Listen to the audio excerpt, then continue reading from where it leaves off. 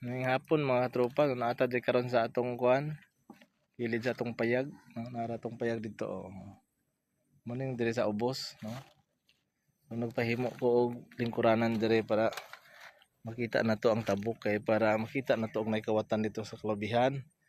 So kana diha kalubihan mga katropa, so sa ato pa na diha, no?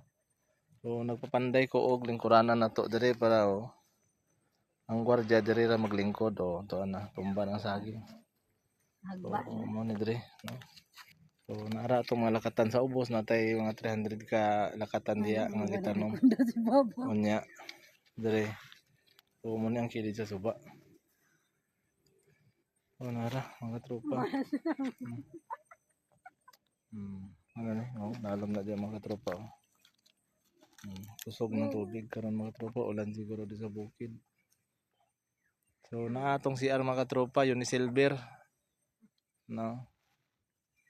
Wala tayo lang kadingding kundi sin. So nara.